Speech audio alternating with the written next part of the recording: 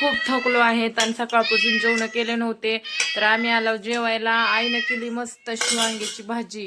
आणि बघा आई ती देऊ इकडं दूध.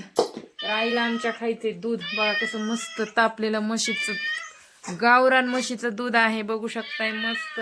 आणि ती पण भुकाच्या तावात या जेवण करायला. तर हे बघा आईला सुद्धा खूप भूक लागलेली आहे.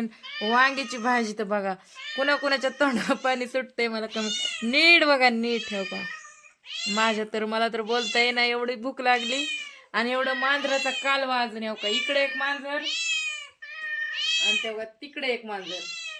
आता आम्ही करायला जेवण. नुसतं वांग्याचीच भाजी नाही तर वांग्याच्या सोबत काय माहितीये का, बाजरीची भाकरी आणि ककडी सध्या आहे खायला. हे बघा मस्त अशी बाजरीची भाकर आहे. बाजरीची भाकरी कोणाकोणाला आवडते. मस्त या जेवण करायला. काय या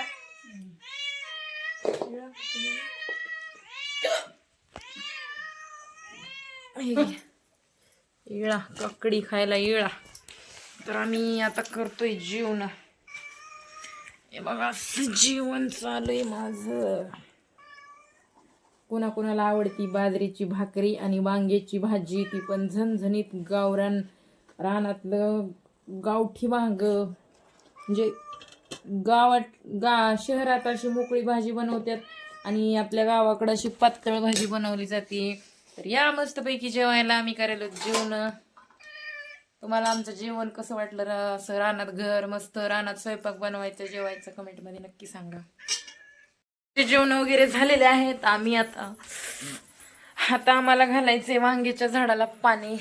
आई तर पुढं गेले, मी थोडं बसली होते.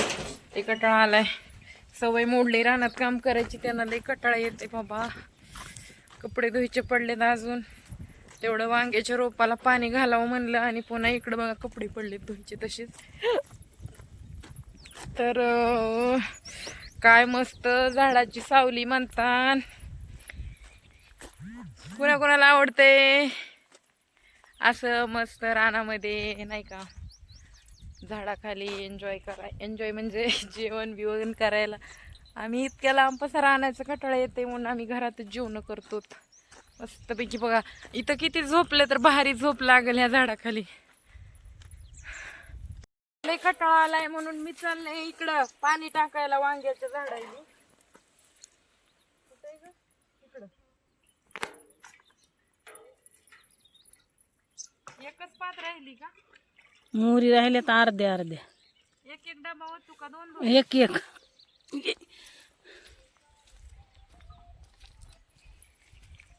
फुल भरून एक एक एक वाटायचं म्हणजे भरपूर होते.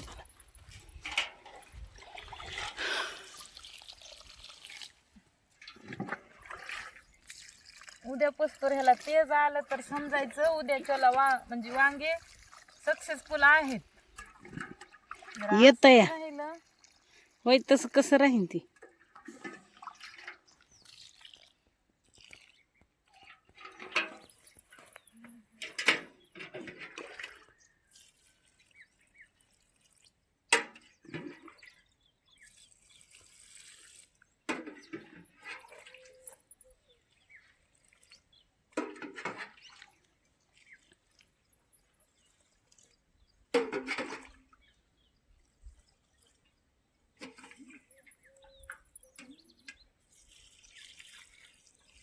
बघा पंक्तीला बसल्यावर पाणी वाढले आणि वाढावं लागायला ह्या झाडायली पाणी.